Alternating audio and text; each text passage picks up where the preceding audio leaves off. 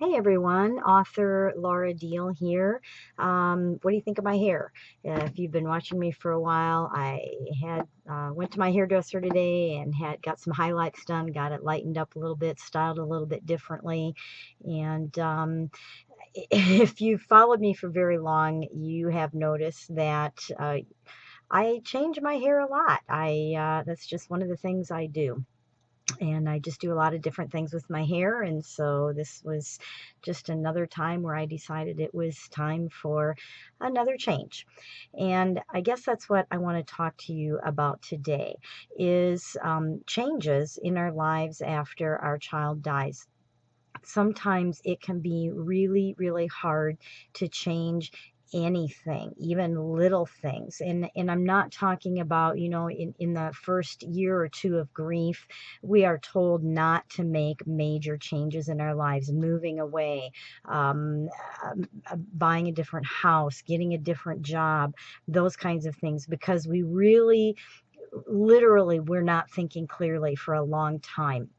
And so to make major decisions when we're still in that fog of grief, a lot of people have really, really regretted some of those major decisions and changes. But that's not what I'm talking about. I'm talking about when we feel frozen, or we just can't make any changes.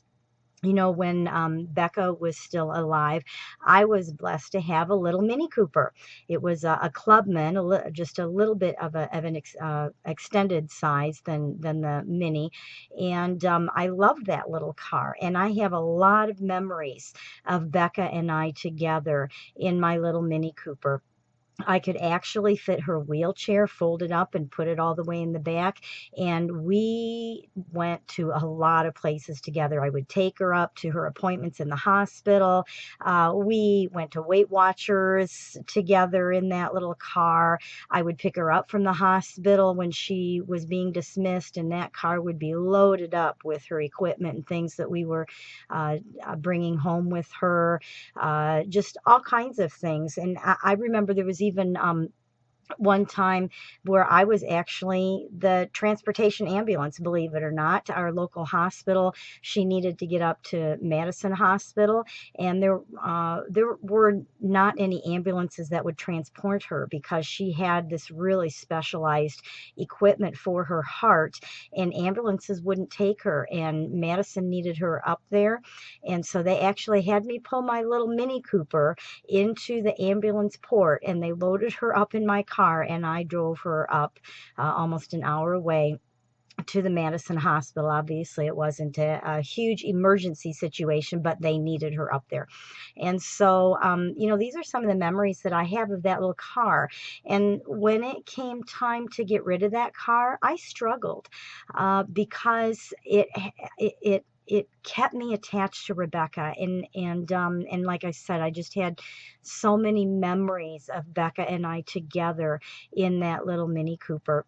In fact, I don't even think I've shared that with my husband, that it was really hard for me to get rid of that car because it was something that attached me to Becca. And even though it may not seem like it, I want to encourage you in these little areas of change.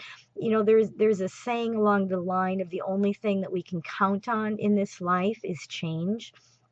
And I know after our child dies, we really fight that tooth and nail, most of us, because we want everything to stay frozen exactly like it is, because we feel like if things change, we're getting farther away from our child.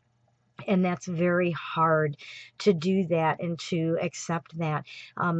Something I wasn't planning on saying, but it just came to my mind, that one of the perspectives that God changed for me in my struggle in that is that I'm not getting farther away from Rebecca. I'm actually getting closer to her. Every day that I get closer myself to leaving this earth, I'm getting closer to her, not further away, because I'm getting closer to seeing her and being with her again.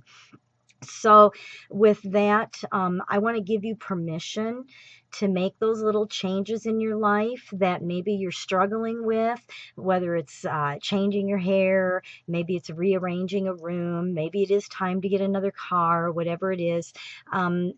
Nothing drastic, but it's okay to make those little changes and to make those steps, and for the changes to happen, and for you to actually be the one initiating and making those changes. It's okay.